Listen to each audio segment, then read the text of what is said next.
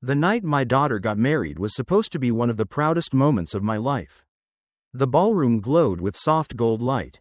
The string quartet played Sinatra, and 180 people raised their glasses to celebrate love. But in that same ballroom, under those same lights, my son-in-law leaned close and called me a worthless immigrant loser. I didn't react, my hands didn't tremble, and my face didn't change. I just stared at him, wondering how someone so polished could be so small.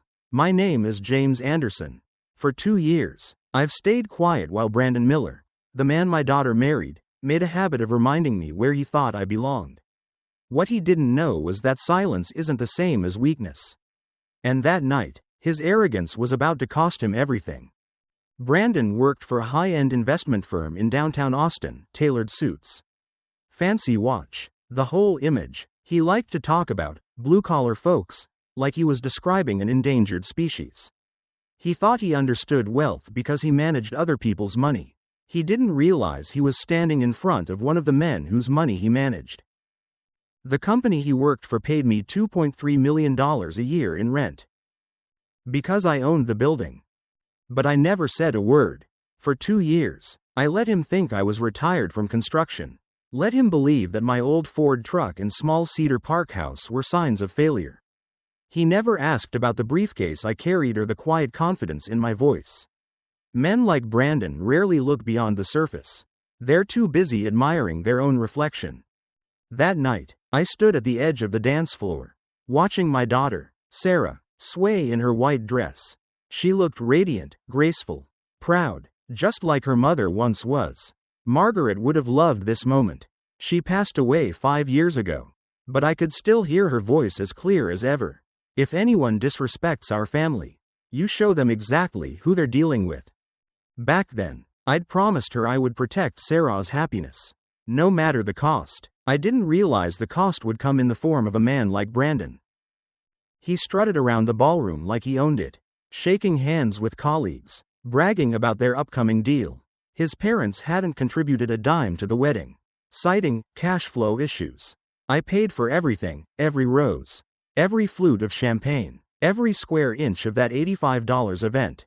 Still, he introduced Sarah to his coworkers with that same smug grin. "This is my wife, Sarah," he said. "She comes from a modest background. But she's incredibly driven. Her father's a simple man, salt of the earth type." I sipped my whiskey in silence. I'd built my first duplex with my bare hands in 1987. Now, I owned 38 downtown office buildings across Texas. But none of that mattered in that moment. What mattered was the look on my daughter's face, half proud, half apologetic. She wanted him to stop. But she didn't want a scene. She'd learned to smooth over his arrogance, to keep the peace. I'd taught her better than that. As I listened to him charm his colleagues, my mind wandered back to the day I met him. 2 years earlier, he'd walked into my home for the first time, scanning the living room like he was doing an appraisal. His gaze lingered on the old couch, the aging TV, the family photos where my boots were still covered in job site dust. He'd smiled politely, but his eyes had already placed me on some invisible social scale. "So, Mr. Anderson," he'd said, sitting down like he owned the place, "Sarah tells me you're retired from construction work." The way he said construction work made it sound contagious. I remember replying simply, "Built houses for 35 years. Good, honest work." He'd nodded with that fake admiration people use when they're trying not to laugh. "Manual labor is so important for society," he'd said. That tone stayed with me. It was the same tone I'd heard in 1983 when I first arrived in America with $340 in my pocket and an Irish accent thick enough to stop conversations. People assumed I was uneducated, poor, temporary. They didn't know I could read blueprints better than they could read balance sheets.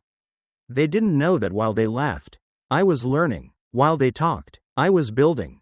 40 years later, I'd built something most people couldn't even imagine. But I'd also learned that the moment you start talking about it, people stop listening to who you are. They only see the number.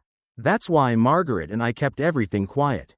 We wanted Sarah to grow up grounded, to earn her own respect, not borrow mine. We lived modestly while collecting 7 figures in rent each year. It was our private balance between success and humility. But Brandon Miller didn't understand humility. He understood hierarchy, and to him, I was at the bottom of it. As the music shifted to a slow ballad, Sarah came over and hugged me. For a moment, I forgot all about Brandon's arrogance. I just saw my little girl, the same kid who used to ride her bike on the cul-de-sac while I fixed neighbors' fences. "You okay, Dad?" she asked. "Never better," I said, and for a moment, I meant it. Then Brandon's voice cut through the music from across the room. He was laughing loudly, telling his managing director, "Marrying someone from a working-class family keeps you grounded." You know? The laughter that followed wasn't cruel, it was worse. It was polite. The kind of laughter people use when they agree but don't want to say it out loud. That's when I felt something in me shift. It wasn't anger. It was recognition, the realization that my silence had become permission. I'd allowed him to turn my daughter's pride into embarrassment. I'd given him the space to rewrite her story into something pitiful. I finished my whiskey, set the glass down, and looked across the ballroom at my briefcase. Inside were documents that told the real story: property deeds, lease agreements, and a Forbes article titled, "Quiet Titans, the Billionaires You've Never Heard of." I'd been one of them. But tonight, I wasn't thinking about money. I was thinking about legacy, and about a man who needed a lesson in respect. When Brandon first walked into our house 2 years earlier, he carried himself like he was walking into someone's waiting room and expecting applause. He scanned the living room the way a banker scans a balance sheet, quick, clinical, looking for liabilities and upside. The couch had a patch on the arm where my wife had mended it a dozen times. The TV hung on the wall like a relic. There were framed photos across the mantel. A young woman with my wife at her graduation. A little girl with a scraped knee and a brave smile. Me wearing the same work-stained shirt I'd had since I started building houses. He took it all in and then sat down, as if the furniture had invited him. "So, Mr. Anderson," he said with that practiced smile, "Sarah tells me you're retired from construction." He said it like it was a diagnosis. He didn't say James. He said Mr. Anderson as if he were introducing me to some social registry where I'd failed to qualify. I remember looking at him and thinking, this is the kind of man who measures the world by the numbers on his cufflinks. Built houses for 35 years. I told him, "Good, honest work." He nodded like he'd expected nothing less. Then said, "Manual labor is so important for society." There was the line. The kind of praise that lands like a sliver under a thumb. Polite, patronizing, a compliment that leaves a bruise. Sarah watched him. She had the look of someone trying to read a map she didn't need. She'd seen that look in other men before, the small, quiet dismissal that's disguised as respect. I saw her shift. She wanted to make sure things stayed smooth. When you've grown up in a house where your parents worked steady jobs and saved steadily, you get practiced at smoothing. That's how families survive. You don't make waves, you steer around them. After that first dinner, the jabs became a ritual. At family gatherings, Brandon would steer conversations away from job sites and tool belts. If I mentioned fixing a leaky roof or the time I had to weld a beam in a thunderstorm, he'd smile and make a joke about blue-collar solutions. When friends of Sarah came by, he'd introduce me as Sarah's dad who works construction. Never Jim, never a first name. He made my life into an exhibit, part quaint origin story and part cautionary tale. What surprised me wasn't just what he said, it was how quickly Sarah began to echo him, not maliciously, but from fatigue. She would say things like, "Dad, maybe wear the blue shirt instead of the flannel. Brandon's colleagues are coming over." She softened her voice when she said it, like she was tucking away the edges of our life so they wouldn't snag on Brandon's suit sleeves. I felt something in me tighten each time. Not for myself. I could care less about my shirts, but for her. For the way she was learning to edit herself to fit into someone else's story. There was a whole class of small humiliations. At company parties, Brandon made little speeches about how marrying into a working-class family would keep him humble. He told a room full of investment bankers that marrying Sarah would ground him. The applause was polite, containing. I stood at the edge of the room nursing a beer and felt like a museum piece someone brought out to illustrate a moral lesson.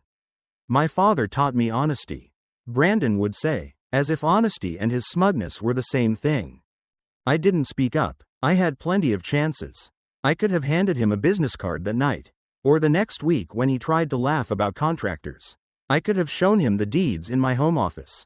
The Forbes clipping folded in my wallet. But I'd learned early in life that the timing for certain truths is delicate. Margaret and I had kept our success quiet because we wanted Sarah to build her own life. Unshadowed, we thought anonymity would let her find herself. We had hoped she would be proud without ever needing to borrow our name. That was our bargain with humility. The silence worked for a long time. Sarah went to school, worked hard, secured a job at Dell. She became Sarah on her own merits. That was the point. But silence is a tricky thing. People often mistake it for weakness. I watched as Brandon mistook my quiet for permission. He doubled down. Where once he made jokes, he began to frame my life as a novelty, a story he'd use to make himself look benevolent. There were nights I lay awake thinking about the arc of my life. I'd come to America in 1983 with $340 in my pocket and a thick Irish accent. For a long time, people assumed an accent meant ignorance. They talked louder with me in the grocery store, as if accent was code for not understanding. I learned to be smaller when the world wanted me smaller.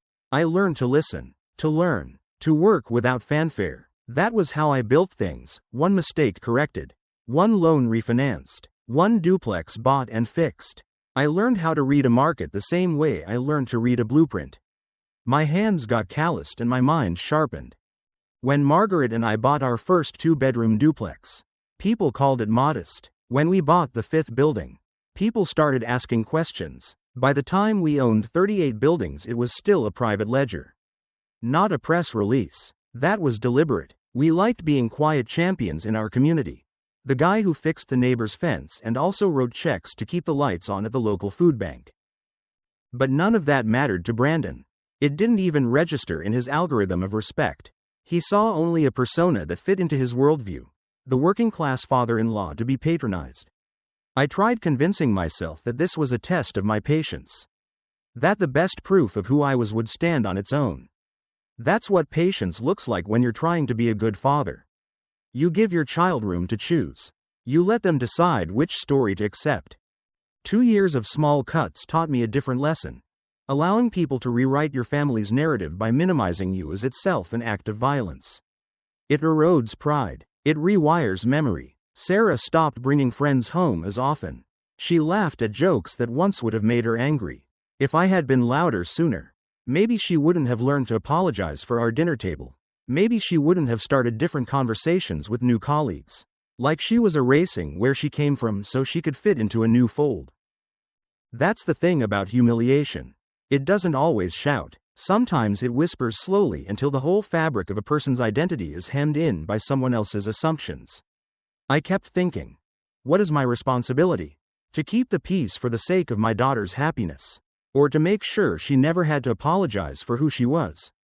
The answer didn't arrive in a single thunderclap. It came as a slow, accumulating clarity. There are moments when silence protects, and moments when silence betrays. Margaret used to say that letting our daughter make her own life was the greatest gift we could give her. She wanted Sarah to know the pride of earning respect rather than inheriting it. But she'd also said, in a voice that had grown small toward the end, that if anyone ever treated our family with real contempt, we should not be afraid to show who we were. I promised her I would remember that line. I promised her I would not let our daughter spend her life apologizing for where she came from. And so the small wounds began to feel like a map, leading to a place where a larger choice would have to be made. It wouldn't be loud. There was a different kind of thunder that night, the quiet kind that comes from a man who's kept a ledger not just of money, but of dignity. The ledger had been balanced carefully for decades. Now it was time to show the math. In the 2 years leading up to the wedding, the little humiliations grew sharper, like paper cuts that wouldn't heal.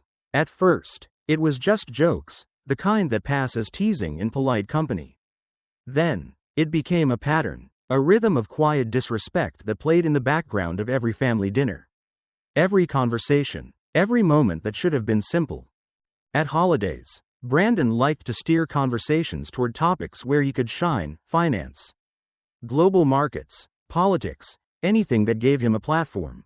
I'd listen while he spoke in buzzwords and jargon, as if he were delivering a TED talk at the dinner table.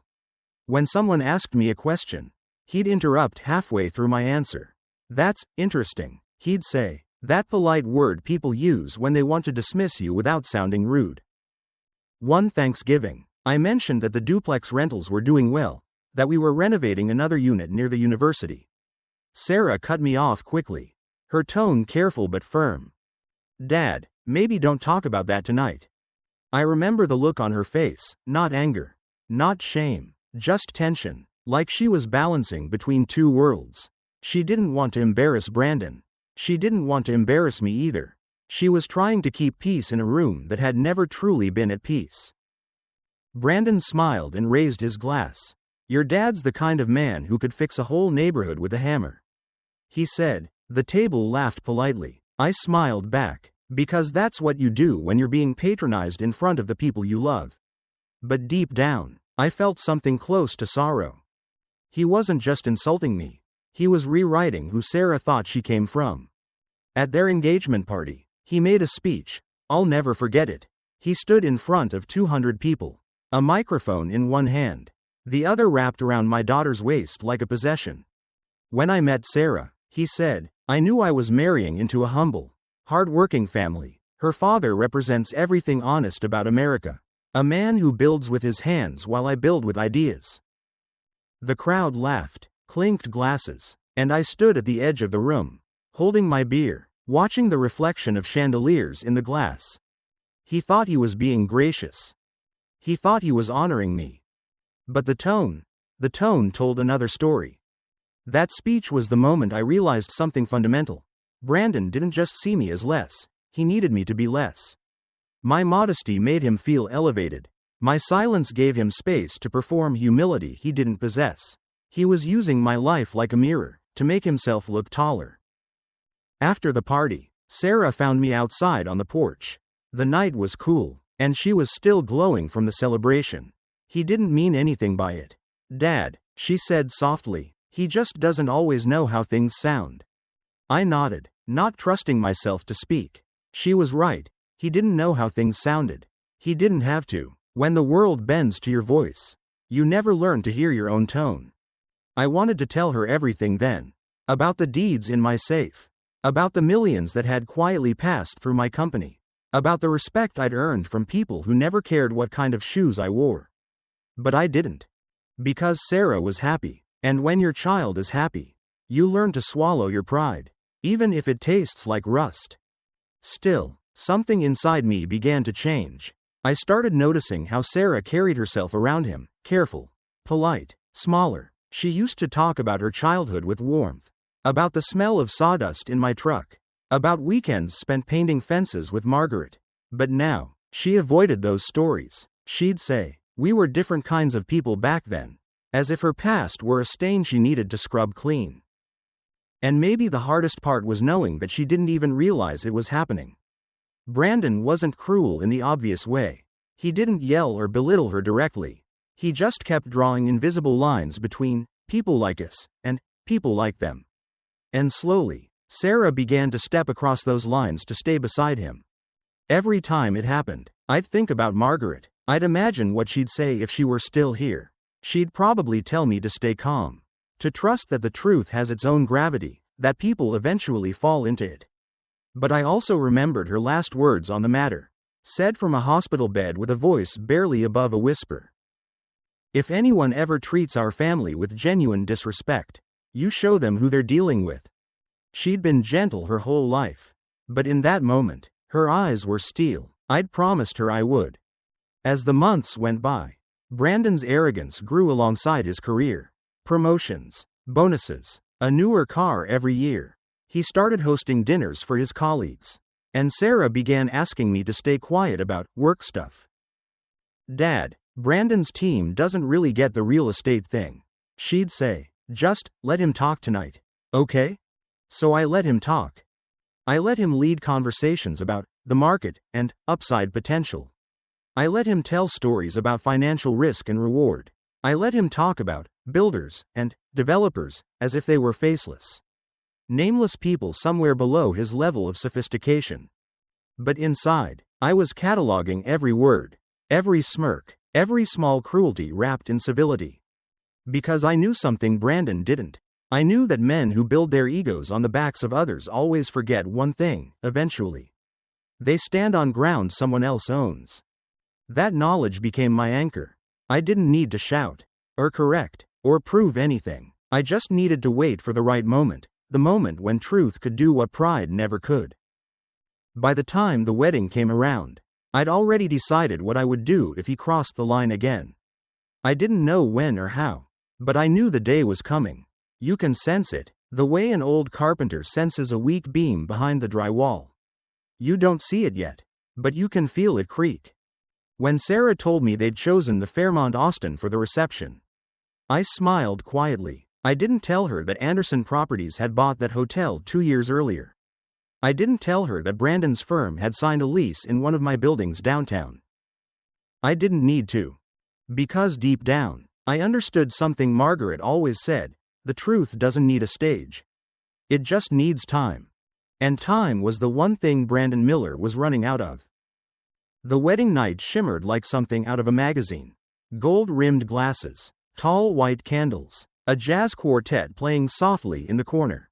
It looked perfect, and maybe it would have been, if I hadn't known what was hiding beneath all that polish. From the back of the room, I watched Brandon move through the crowd with his champagne glass raised, greeting guests, charming them one by one. His colleagues from Morgan Stanley surrounded him like satellites. Every time he smiled, it was a performance. Every time he introduced Sarah, it came with the same subtle script: this is my wife. Sarah, she comes from a humble background, but she's driven, she keeps me grounded. The way he said, humble, made my teeth clench. That word had weight, and he used it like a weapon wrapped in velvet. I'd paid for the entire wedding, $85,000. Every cent. Brandon's parents had offered nothing but excuses. They claimed they were managing cash flow issues, which, coming from a man who wore a Rolex worth more than my first truck, meant we'd rather not. I didn't mind. I didn't need their money. But I did expect respect. As the string quartet shifted to a slow melody, I saw Sarah across the ballroom, her dress catching the light like moonwater. She looked so much like her mother that for a second, I felt a lump rise in my throat. Margaret would have loved to see this day. She would have been proud of how far Sarah had come, proud of the strength in her, the independence, the heart. But Margaret would have also seen what I was seeing now. The way Sarah's smile flickered each time Brandon opened his mouth. The way she looked at me, just briefly, with that silent plea: please, Dad, don't make a scene. I wasn't planning to, but something was shifting inside me, the kind of quiet, steady pressure that builds for years before it cracks. When Brandon reached the bar, I followed. He was surrounded by a group of men in tailored suits and women with practiced smiles. He was in his element, talking numbers, throwing around terms like cap rate and portfolio diversification. Phrases meant to sound intelligent even when they meant nothing. Dad, Sarah said softly as I approached. Brandon's just talking shop. That's fine, I told her. I'd like to introduce myself properly. Brandon turned, his expression tight. I could see it. That flash of irritation he tried to hide behind a grin. Actually, Jim, he said, his voice light but sharp around the edges. We're discussing some pretty complex financial instruments. Might be a bit over your head. The men around him chuckled politely. Patricia Wells, his managing director, glanced at her watch, uncomfortable but unwilling to interfere. I smiled. Try me. There was a pause. Brandon blinked, unsure whether I was joking. We're structuring a $400 million commercial real estate acquisition. Multi-property portfolio. Very technical stuff. Interesting, I said. What's the cap rate? He frowned. Excuse me? Capitalization rate, I said calmly. Net operating income divided by property value. Basic real estate metric. One of the younger analysts looked at me with surprise. 6.2%. I nodded. That's decent for Austin. Class A properties? Mostly, the young man replied before Brandon could cut in. Downtown core or suburban mix? I asked. Brandon's jaw tightened. Mixed, he said shortly. I smiled. Good area. I know that market pretty well. Brandon's polite grin was starting to slip. Really? And how exactly would a construction worker know commercial real estate metrics? The group went quiet. Even the air seemed to pause. Sarah's hand brushed my arm under the tablecloth, a silent please. Don't. I looked at Brandon evenly. You'd be surprised what you pick up over the years. He laughed, too loudly. Isn't this fascinating? He said to his colleagues. Jim here thinks he understands our business better than we do. Patricia shifted uncomfortably. Brandon. No, this is great, he said, his words too fast now. Jim, since you're such an expert, maybe you should give us some investment advice. Tell us which buildings we should buy. The tone was pure condescension, the kind of smug cruelty that hides behind a smile. I reached into my briefcase and pulled out a white business card. I handed it to him. You might want to take a look at the Anderson Properties portfolio. He took it without glancing down. Anderson Properties? Never heard of them. They own some interesting assets downtown, I said.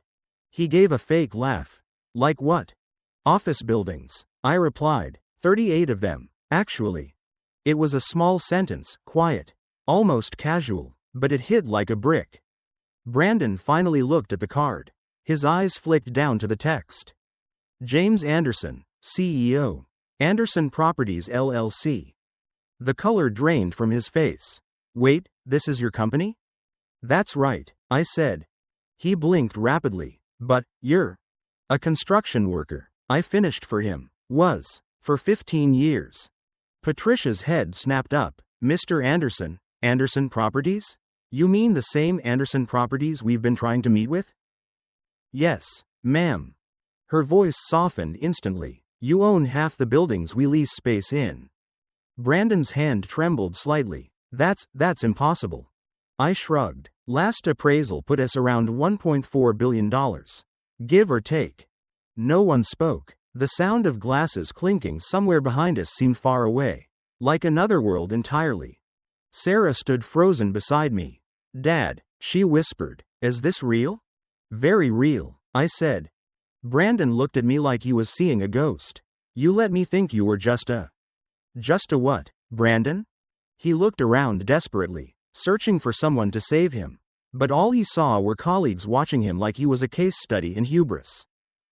Patricia straightened her jacket. Mr. Anderson, she said, her tone respectful now. Our firm manages several of your accounts. It's an honor to finally meet you. The group murmured awkward hellos. Brandon just stood there, clutching the business card as if it might catch fire. I like my house, I said quietly. My clothes are comfortable. My truck runs fine. I've got nothing to prove. For a long moment, no one spoke. Then Patricia said, Brandon, maybe we should. But Brandon wasn't listening anymore. His expression had hardened. A man realizing too late that he'd spent years mocking the very foundation he stood on. I finished my whiskey and set the glass down. The room felt suddenly still. The kind of stillness that comes right before a storm. Because I knew this wasn't over. The bar scene was just the crack in the facade. The real collapse, that would happen later. In front of everyone. And when it did, I wouldn't need to raise my voice. The truth would do it for me. Dinner had been served. The band had switched from jazz to something a little livelier. And laughter rolled through the ballroom like waves. For a while, it seemed like the tension at the bar had evaporated into the music. Brandon was drinking again, working the room with renewed energy, trying to reclaim the image he'd built, the successful young banker with everything under control. But I could see the edges of him starting to fray. Patricia Wells, his managing director, kept glancing in my direction every few minutes, clearly re-evaluating everything she thought she knew about her subordinate. Brandon avoided her eyes. Sarah stayed close to her bridesmaids, smiling, though I could tell her smile was starting to look more like armor. Then, as the plates were cleared and the clinking of silverware quieted, Brandon stood up. He tapped his knife against his champagne flute. The sound cut through the room. Ladies and gentlemen, he said, his voice carrying just enough slur to make me tighten my jaw. If I could have your attention for a moment. The crowd fell silent, expecting another of his polished banker speeches. I looked at him and saw the flush in his cheeks, the fire of pride and bourbon mixing in his eyes. He shouldn't have been speaking, not now, not tonight, but arrogance has a way of convincing people that the world needs to hear their voice one more time. I want to talk about family. Brandon began, about where we come from, and where we're going. A few guests smiled, leaning in. He had them for now. When I met Sarah 2 years ago, I was struck by her strength, her drive to rise above her circumstances. He gestured toward our table. She comes from humble beginnings. A working-class family, salt of the earth kind of people.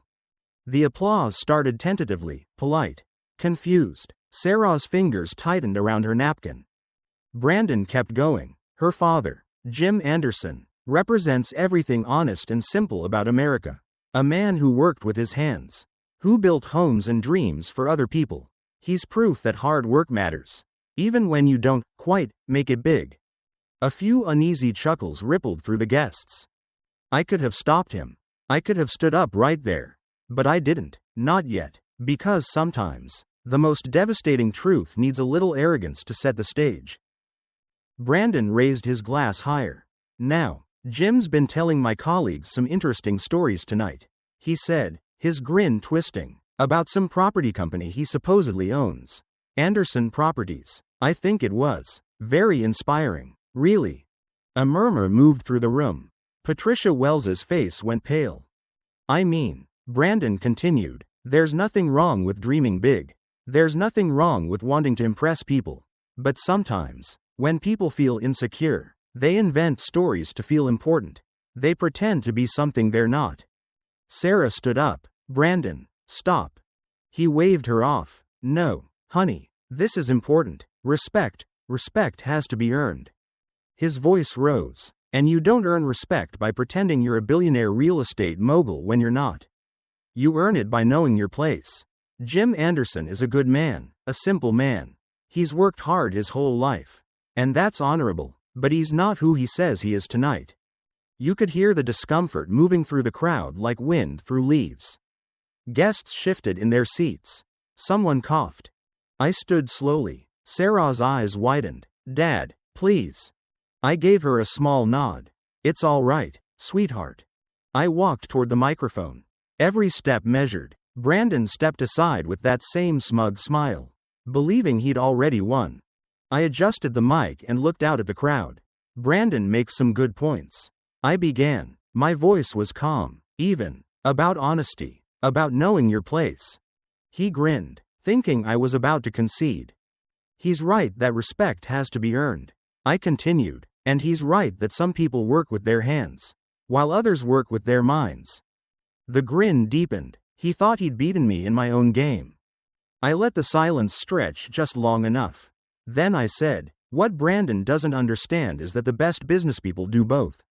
I opened my briefcase. The sound of the latch clicking seemed to echo through the entire ballroom. These, I said, pulling out a stack of documents, are property deeds, 38 of them. Office buildings in downtown Austin, purchased between 1987 and 2023. Total portfolio value, according to the most recent appraisal, $1.4 billion. Gasps, genuine, unfiltered shock. Brandon's face lost all color. I kept speaking, slowly, deliberately. He's also right about something else. I did work construction for 35 years. I built houses, offices, shopping centers. I learned real estate from the ground up, literally. And when I realized how the system worked, I stopped building for other people and started buying the buildings myself. I pulled out another document. This, I said, is the lease agreement for 221 West 6th Street, the building where Morgan Stanley Private Wealth has its Austin offices. Patricia Wells's head turned sharply. What? She said under her breath. Rent, I said clearly. $2.3 million annually. Paid by Morgan Stanley to Anderson Properties LLC. Tenant manager, Brandon Miller. You could have heard a pin drop. So yes, I continued, meeting Brandon's eyes. He's absolutely right. We should all know our place. And your place, Brandon, is in my building. Paying me rent every month. The champagne glass in his hand slipped, shattering on the marble floor. The sound cracked through the silence like a gunshot. For 7 long seconds, no one moved. Then Patricia Wells began to laugh. Not cruelly. More like the release of someone who had just witnessed poetic justice unfold before her eyes. "Oh my God," she said loudly enough for the room to hear. "Brandon, you've been condescending to one of our biggest clients." Every head turned. The air shifted. Conversations whispered around the room like sparks catching flame. Patricia walked to the microphone. "Ladies and gentlemen, I'm Patricia Wells, Managing Director at Morgan Stanley Private Wealth. And yes, Mr. James Anderson is indeed one of Austin's most successful real estate developers. His company, Anderson Properties, owns a significant portion of the city's commercial core." She looked at me with genuine respect. "Mr. Anderson, it's an honor." Brandon's knees seemed to buckle. He gripped the edge of the table, staring at me with something between disbelief and horror. I looked at him evenly. "You're right, Brandon. Respect does have to be earned." Then I turned to Sarah, whose eyes were full of tears, not of shame this time, but something brighter. "The tragedy," I said, my voice softening, "isn't that you underestimated me, Brandon. The tragedy is that you've spent 2 years making my daughter apologize for where she came from." Sarah's tears spilled over. I held up one more document. "This," I said, "is the lease agreement for the Fairmont Austin Hotel, the building we're standing in tonight. Owned by Anderson Properties since 2021. The entire room gasped. "So, Brandon, when you gave your speech about knowing your place in the world," I looked him in the eye, "you did it in my hotel." The applause started quietly, 1 or 2 claps, then grew into something thunderous. It wasn't just about wealth. It was about revelation, about justice. And as the sound rose around me, Brandon's face hardened into something dark and dangerous. I could see the storm forming behind his eyes. He wasn't done yet. Not by a long shot. The applause didn't fade right away. It rolled through the ballroom like a slow tide, hesitant at first, then certain, almost cathartic. Some guests stood, others clapped awkwardly, unsure if this was still a wedding or something closer to a reckoning. The band had gone silent. Even the waiters froze mid-step, holding trays of untouched champagne. Brandon didn't move. He stared at me with glassy eyes, the red flush of humiliation spreading across his neck. For a long moment, the only sound was the soft tinkling of the chandelier crystals swaying from the vibrations of applause. Then, suddenly, he snapped. He lunged forward and grabbed the microphone from my hand, his voice booming through the speakers. This is complete." He was slurring now, the alcohol and rage mixing into something toxic. "This is all fake." The room went still again. "You want to know the truth?" Brandon shouted, his words echoing off the ballroom walls. "This is a pathetic old man's fantasy. You think a construction worker owns half of Austin? Please." He printed those papers at a Kinko's. "This is all lies." A few guests gasped. Patricia Wells stood up from her table, her face pale. "Brandon, sit down. You've had enough." "No," he barked, his hand trembling around the microphone. "I'm the only one telling the truth here. You're all falling for some immigrant's sob story." That word, immigrant, landed heavy in the room. It wasn't just an insult. It was a declaration, a final mask slipping. I didn't move. I didn't need to. There was nothing I could say that would do more damage than his own mouth. He turned to the crowd again, pointing at me like a prosecutor. "You want proof? Call his company. Call Anderson Properties. Ask to speak to James Anderson. You'll see what happens." Patricia exhaled sharply. "All right," she said quietly, pulling her phone from her purse. "Let's do that." Brandon blinked, confused. "What?" "I have the 24-hour management line," Patricia said calmly. "We handle their investment accounts. Remember?" She looked around the room. "Let's clear this up." She pressed the speaker button, her phone connecting through the ballroom's sound system. The room fell silent as it began to ring. Once, twice. Then a clear, professional voice answered. "Anderson Properties emergency line. This is Jennifer speaking." Patricia's voice was steady. "Hi Jennifer. This is Patricia Wells from Morgan Stanley Private Wealth. I'm here with Mr. Anderson at a family event. Could you confirm his identity for some guests? Of course, Miss Wells, came the reply. Is Mr. Anderson available? Patricia handed me the phone. I lifted it slowly. Hi, Jennifer. It's Jim. Would you mind telling everyone what my position is with the company? Certainly, Mr. Anderson, she replied without hesitation. You're the founder and CEO of Anderson Properties LLC. Would you like me to read your corporate bio? Brandon froze. His expression shifted from outrage to disbelief, as if the room itself had betrayed him. That would be great, I said. Jennifer's voice carried through the speakers, calm and clear. James Anderson founded Anderson Properties in 1987 with the purchase of a single duplex in East Austin. Over 36 years, he has built the company into one of Texas's largest private real estate portfolios, encompassing 38 downtown office buildings with a combined value exceeding $1.4 billion. A collective murmur rippled through the room. The company generates approximately $190 million in annual rental income. Jennifer continued, and maintains a 97% occupancy rate. Mr. Anderson is widely regarded as one of Austin's most successful private developers. Thank you, Jennifer, I said softly. That's all I needed. I ended the call. The silence that followed was deafening. Brandon's mouth opened and closed, but no sound came out. Then I reached into my briefcase one last time.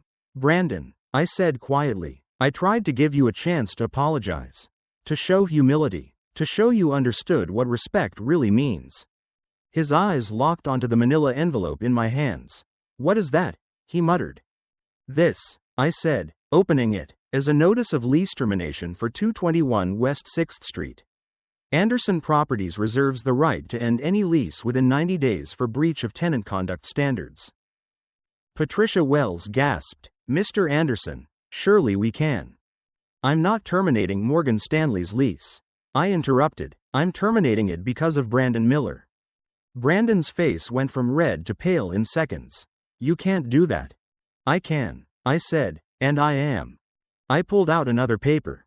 This is a formal complaint to Morgan Stanley's HR department, documenting your public intoxication and your unprofessional behavior toward a major client.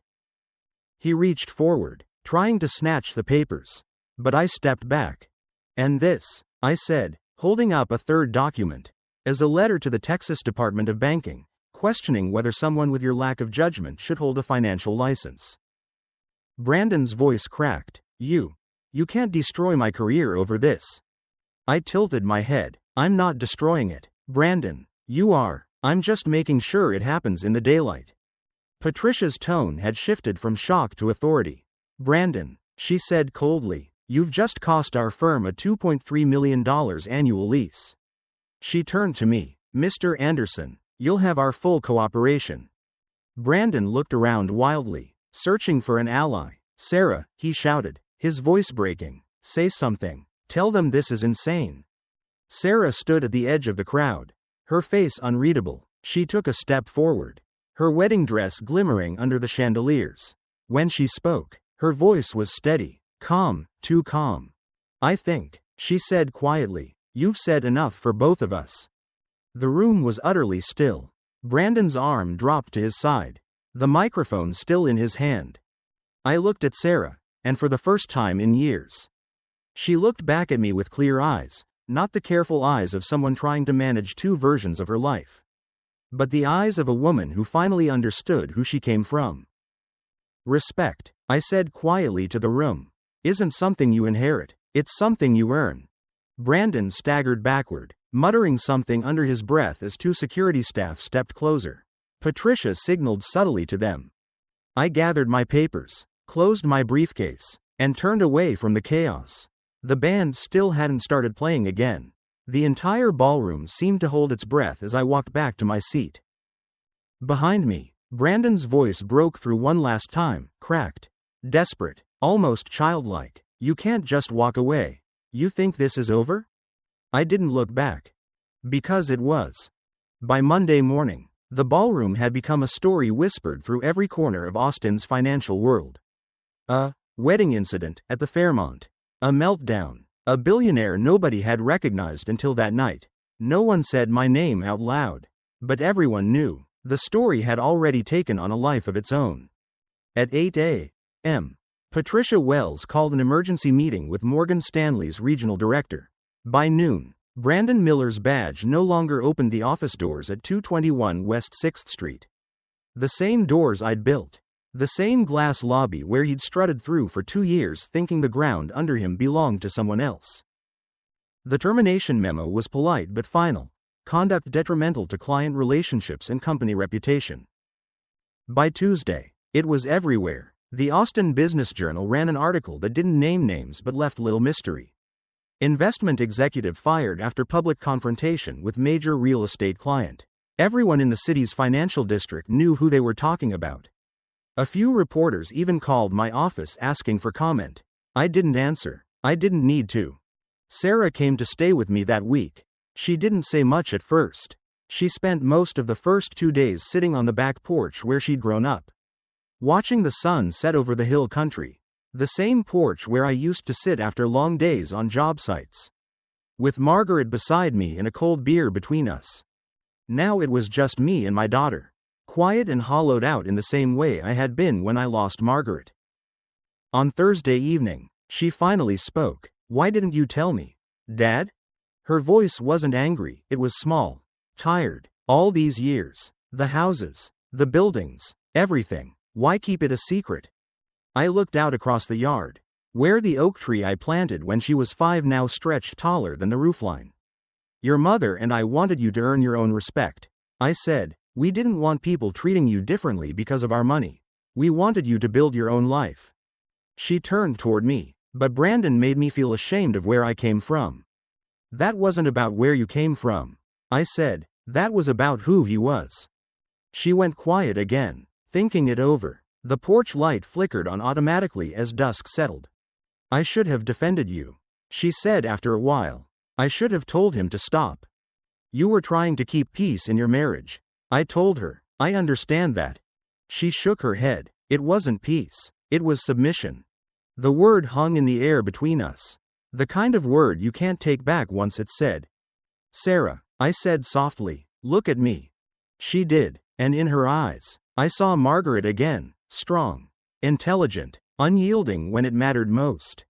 "You are the daughter of Margaret and James Anderson," I said. "Your mother built this family's heart. I built its foundation. You don't owe anyone an apology for that. You've earned every piece of your life, your degree, your career, your place in this world. Brandon didn't elevate you, he diminished you." She blinked back tears. "And you let him." "I did," I admitted. "Because you loved him. Because you wanted your marriage to work. Because you tried to see the best in someone who didn't deserve it." I reached over and took her hand. "That doesn't make you weak. That makes you kind. But kindness has limits." She nodded, silent tears running down her cheeks. And for the first time since the wedding, I saw her shoulders straighten. By the next week, she filed for divorce. Brandon contested it. Of course, men like him always do, not because they want to fix things, but because they can't stand losing control. He hired one of Austin's most expensive attorneys and tried to claim that I'd interfered with his marriage, that I'd ruined his career through false pretenses. It didn't last long. 2 days into the process, his lawyer withdrew after reviewing the documentation, the HR report, the live call recording, the witness statements from Patricia and 200 wedding guests. Brandon ended up representing himself. He walked into mediation with the same false confidence he'd carried into my living room 2 years earlier. He demanded half of Sarah's family assets. The mediator, a middle-aged woman with a face carved from patience, looked at him for a long time before saying, "Mr. Miller, your wife has no claim to her father's holdings. The properties belong solely to Mr. Anderson. They were never commingled." Brandon tried to argue that Sarah hadn't known about the wealth, and therefore it should count as a marital asset. The mediator just shook her head. "If anything, Mr. Anderson's decision to keep it separate demonstrates intentional independence. Your wife brought nothing into the marriage that was ever tied to his business. You walk away with what you came in with." Which was nothing. By Christmas, Sarah had moved back to Austin permanently. Dell offered her a promotion, a 40% salary increase and equity participation. She bought her own house in Tarrytown. Close enough to visit but far enough to live her own life. Brandon moved to Dallas, found a job with a smaller investment firm, earning about half of what he used to. I heard through the grapevine that his reputation in Austin was unrecoverable. His Texas banking license remained under review for months. Patricia Wells called me personally in January. She apologized for how the night had unfolded and asked if Morgan Stanley could continue managing our accounts. I agreed, on one condition: that the firm increase its charitable initiatives in Austin. "You have my word," she said. "Anderson Properties will be treated with the respect it deserves." A week later, the Forbes article from 2018 was reissued online with an updated feature: "The Billionaire Who Stayed Silent." I finally agreed to an interview. I didn't talk about Brandon, or the wedding, or revenge. I talked about work, about the value of doing things quietly and well. Success isn't about proving yourself to people who don't respect you, I told the reporter. It's about building something so solid that their respect becomes irrelevant. That quote went viral. For a few days, I was everywhere, not because of the money, but because of the message. People recognized something in it. The quiet man who'd spent a lifetime being underestimated had finally spoken. And he hadn't shouted. A month later, the University of Texas invited me to speak to their business school students about quiet leadership. 200 students showed up. Most of them were first-generation college kids, children of immigrants, working their way through classes the way I had once worked my way through scaffolding and cement. I told them the truth. Never let anyone make you apologize for where you started. Never let anyone convince you that quiet means weak. Afterward, a young woman approached me. She had an Irish accent, soft but familiar. "Mr. Anderson," she said, "I'm working construction to pay for business school. People tell me I should be ashamed of it, that I'll never make it out of the dirt." "What's your name?" I asked. "Katie Murphy." I smiled. "Katie, let me tell you something. The people who look down on honest work are usually the ones who've never built anything that lasts. You keep building, keep learning, keep growing." I handed her my card. "When you graduate, call me." 6 months later, she did. She became one of Anderson Properties' youngest development managers. Because the best revenge isn't destruction. It's continuation. It's building something so steady that no one's ignorance can touch it. But the story didn't end there. 2 years later, Sarah walked into the house one Sunday, smiling in a way I hadn't seen in a long time. "Dad," she said, "I want you to meet someone." His name was David Wilson, a software engineer. Quiet, curious, the kind of man who listens more than he talks. When he shook my hand, he said, "Mr. Anderson, Sarah tells me you built something incredible here. I'd love to hear about your journey sometime." No condescension, no performative charm, just respect. And for the first time since Margaret's passing, I felt peace. David was nothing like Brandon, and that was the first sign that my daughter had finally learned what real love looked like. He didn't see Sarah as an accessory or a project. He saw her. The first night we had dinner together, he asked thoughtful questions about my early years, about the transition from construction to real estate. When I told him about the first duplex Margaret and I bought in 1987, he didn't interrupt or change the subject. He leaned in, genuinely curious. "Starting from one building and building an empire like that," he said, shaking his head, "that's incredible. It takes vision, grit, and patience. I'd love to hear how you decided to go from working with your hands to owning half the skyline." I laughed quietly. Vision and grit are nice words, David, but the truth is, I was just tired of building other people's dreams. So I built my own. Sarah smiled. It was the kind of smile I hadn't seen on her face in years, relaxed, proud, free. She jumped in to tell him the story of how her mother and I had lived modestly even after the business took off. They drove a 10-year-old Toyota when they could have bought anything. She said, "Mom used to say, you don't have to look rich when you actually are." David grinned. "That's a philosophy I can get behind." After dinner, he helped me clear the table and thanked me for having him. "You've raised an extraordinary woman," he said sincerely. "You must be proud." "I am," I told him, "and she did that herself." When he left, Sarah lingered at the door. "So?" she asked, half nervous, half teasing. I like him, I said simply. Why? Because he sees you clearly. I said, he doesn't need to make himself taller by making you smaller. That night, after she'd gone home, I sat alone on the porch. The air was cool, the cicadas humming in the trees. Margaret's rocking chair was still next to mine. Sometimes, I'd catch myself turning toward it, expecting her to say something. You'd like him, I whispered. You'd like the man she's become. 6 months later, David proposed. No grand speeches about humble beginnings or different worlds. Just a simple moment in their backyard, him on one knee, her laughing and crying at the same time. When they married the following spring, it was a smaller ceremony. 80 guests instead of 180. Friends from Dell, David's colleagues from his software startup, and family from both sides. The reception was simple, elegant, and full of warmth. No bragging speeches, no staged humility, just love. During his toast, David raised his glass and said, I'm not marrying into Sarah's family. I'm joining it, and I'm honored to be part of a legacy built on hard work, integrity, and quiet strength. There was no applause at first, just a collective silence. The kind that comes when people recognize something true. Then the clapping started, gentle at first, then growing. After dinner, David pulled me aside. Mr. Anderson, he said, I want you to know something. I'm not intimidated by your success.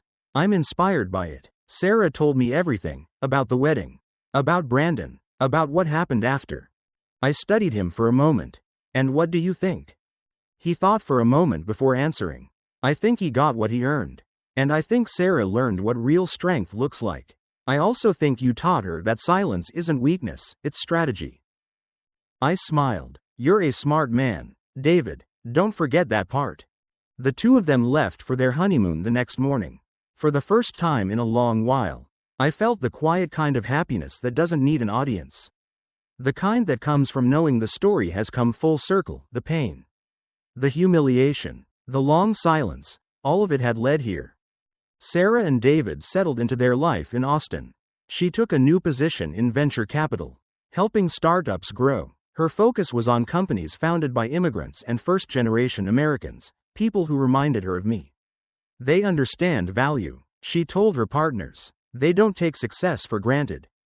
David's startup was acquired for $180 million the following year.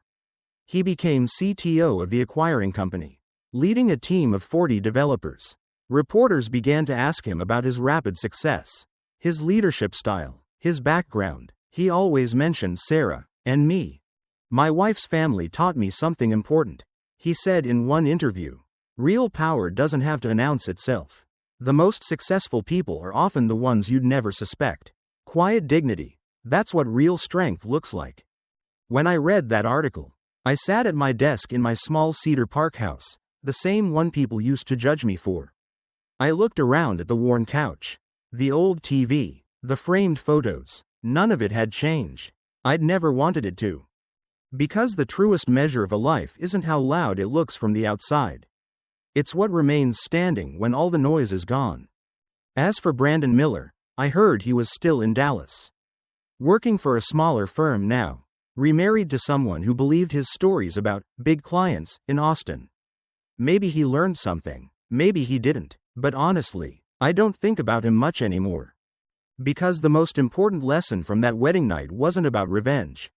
It wasn't even about consequences. It was about worth. The kind that doesn't depend on anyone else recognizing it. People think revenge means getting even. It doesn't. The best revenge is peace. It's walking away knowing you didn't need to destroy someone to prove who you are. You just had to let the truth speak. Margaret used to say that respect isn't something you inherit. It's something you earn, and sometimes, something you lose. She was right. Now, when I drive through downtown Austin, past the glass towers that bear the name Anderson Properties, I don't feel pride. I feel gratitude. Gratitude for the work, for the struggle, for the silence that taught me patience. And every once in a while, I stop at one of the buildings I own and watch people rushing in and out, phones ringing, suits pressed, the city alive with ambition. None of them know the man watching from the sidewalk owns the ground they walk on. And that's exactly how I like it. Because respect doesn't live in applause or titles or glass offices. It lives in the quiet moments, in the people you raise, the work you do, the dignity you protect when no one's looking. That's the real legacy. And it speaks louder than any microphone ever could.